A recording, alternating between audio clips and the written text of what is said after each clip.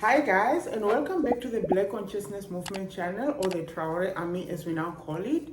Today episode is gonna be a little bit, I don't know what to say here because I'm a little bit angry with General Langley or whoever he called himself, because I'm like, what the heck is going on here, okay?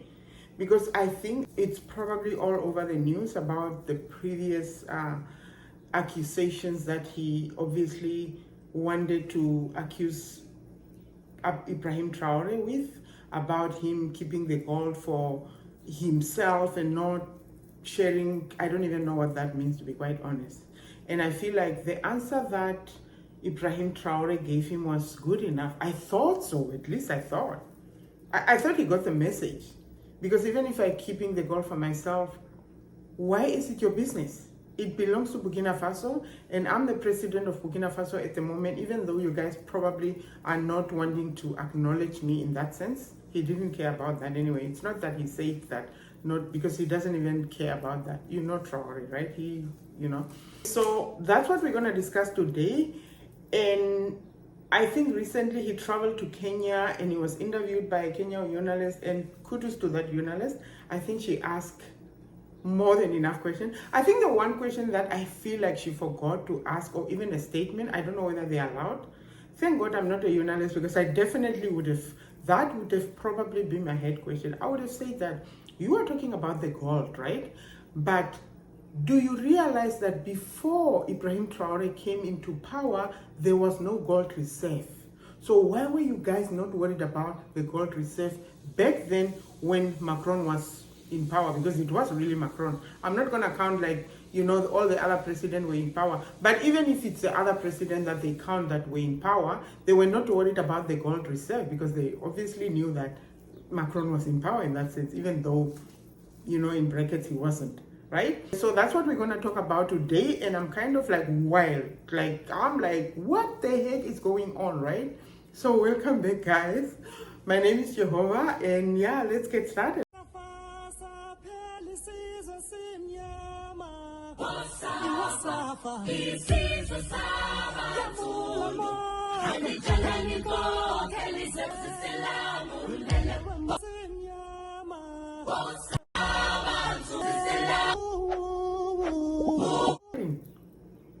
So before I even start, I'm gonna put the clip, but what I'm gonna do is I'm gonna kind of put like a short clip, and then we're gonna watch it together, and then we're gonna kind of discuss it a little. So first of all, listen to what he's saying. Yeah. Your remarks recently at the Senate seem to suggest that he's diverting, General Traore, is diverting its 4 billion gold reserves to sustain his military rule rather than for public welfare. These remarks sparked widespread condemnation across the continent. What did you mean by that statement? Let me speak to Bukina Faso's sovereignty. They maintain their sovereignty. They make their decisions how they use their resources. They make their decisions who their resources go to for military support. That's their sovereign right. But my cautionary tale was just from a military perspective. That was a Senate Armed Services Committee asking me a direct question. Okay, so let's pause there a little bit. So obviously, I think I love the journalist. I think she's poking him. So he traveled to Kenya, and he was obviously interviewed by this journalist, and then she asked him about, she actually put that statement that, the last statement that he said about Traore has caused tremendous dissatisfaction amongst the Africans and so on.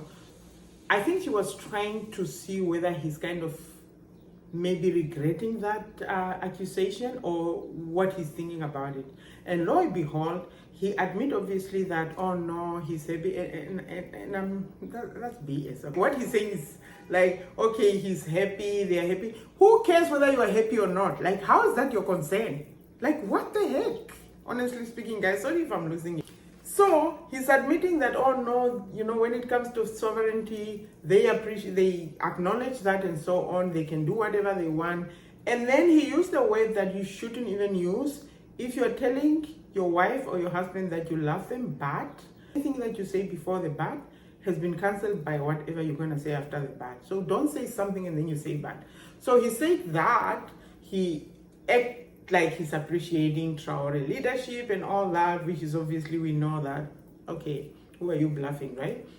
And then he says that, but we are concerned about the military part or something. I'm like, what does that even mean, honestly speaking, guys? What I fail to understand is, why are you guys so concerned about the military? And then I want you to listen to this, because apparently that's why they are worried about the military when it comes to Burkina Faso, because listen to this. ISIS is getting stronger. JNIM is getting stronger. Al-Qaeda in the lands of the Maghreb is getting stronger in that country. And do you think it's getting stronger after General Traore took over? It has. Just look at the numbers of attacks. It really has, since 2022. I've been tracking this since I took command. So, what is he saying? Because apparently ISIS has increased ever since. And I think I love the journalist, to be quite honest. She's kind of poking him so well. I think, to be quite honest, the journalist made sure that he got caught in his own lies. Because apparently now ISIS has increased much more, or Al-Qaeda has increased much more ever since Traore have taken power, which is a lie, obviously. But even if they did, who is sponsoring them, right? I don't know. Guys, to be quite honest, what makes me angry with this interview is the fact that I feel like these people, guys, don't you guys think so? Am I the only one who think that these people are insulting our intelligence as Africans? Because I feel like when you do those kind of things, right, it's almost like you are saying that in the interview. Do you really think we are that stupid to actually believe that you have their needs into consideration? That's the only reason you are worried? Do they really want us to believe that that's their only concern? Like, seriously? Like, I don't get it, guys. So what do you guys think about what he's answering? Because he's saying that ever since Traore has taken power, apparently the presence of terrorists are much more than it was before, which is obviously debunked so many times. Because I remember there was this, and I wish I can put that video on, where, people from Burkina Faso themselves are saying that they can go to locations, and that's why I need to go to Ouagadougou, okay? Guys, I need to go to Ouagadougou. Like, honestly speaking, I need to go to Ouagadougou. Because some locations where they couldn't go, now, ever since Traore has taken power, they can easily go there without, being unalive and all those things that has been happening. So what are they talking about? Why is this guy still wanting to create the impression of it's not safe with Traore when he very much know it is safe? What kind of BS is that, to be quite honest? Now, let's listen to the next one, because I'm like losing it right now, okay? Does that then threaten America's interests? Yes, thank you for asking that. Because especially ISIS, and of course in East Africa is inextricably linked all the way to ISIS West Africa, ISIS Sahel.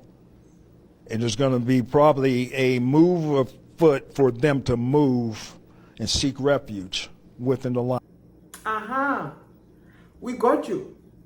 So it's not so much about Burkina Faso interest, it's about American interest. And guys, let me be honest before I even go into this a little bit in details.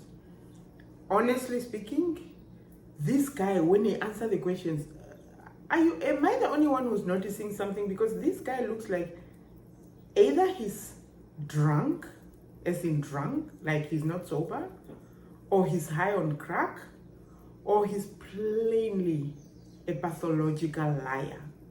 And because of that, if it's the last part, then he actually believes in his own lies. Because even the way he answers, it's almost like he get caught in his own explanation. It's almost like he doesn't even know what he's saying, and then he says something, and then you can, like, I don't know, guys. Do you guys, like the way he moves his mouth, like, this guy is just plainly lying. Like, and he knows it. And I think he start believing his own lies. Because some people are like that, right?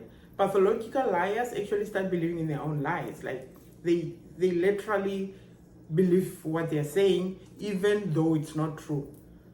So now let's go back to that. So he plainly say it's actually in American interest. So what they're trying to say here is that apparently Bukina Faso is not safe, their interest is not safe. I'm like, have you ever had somebody utter some BS as closest to this? Because, like, what?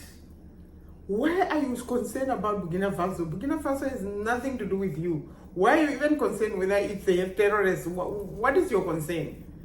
Honestly speaking, this is what I'm talking about when I'm saying that these people insult our intelligence, because they come to a place where they say things that they know are not true, but why are they saying it so bluntly?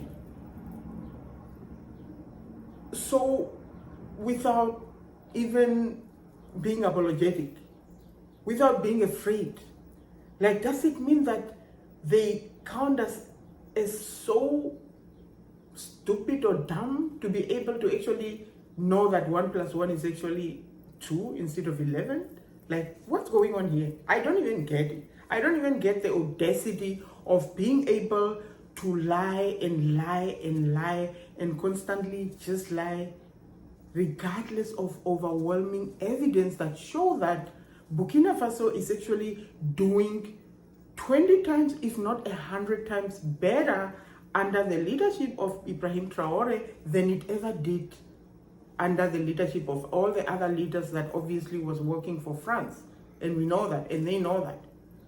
Like, seriously, this is, for me, this is disrespectful, okay? This is how I feel. This will actually take us to another topic that we're gonna discuss next, which is how Gaddafi was killed and the reason he was killed, and why African countries could or did not intervene. Because in a previous video, I actually was very angry at African countries, especially South Africa. I don't know whether it's Uganda or Cameroon, and Nigeria. Nigeria and South Africa was definitely there, that I know, who apparently voted for NATO to actually be able to invade, Libya. But now, I actually have evidence that go to the contrary, that actually states that the African leaders were actually not allowed. It's not that they didn't want it. So who then spread this news about them wanting or even giving permission for Gaddafi to be killed? Oh my God. The mainstream media can make you believe that the person who's suffering is actually the person who's doing the oppressing. So guys, the next video, we're gonna talk about Gaddafi, because that's a story that, honestly, it breaks my heart. Anyway, guys, take care, and from me, Jehovah, take care of yourself, and let's keep on sharing the videos. Let's keep on sharing the information, and yeah, God bless.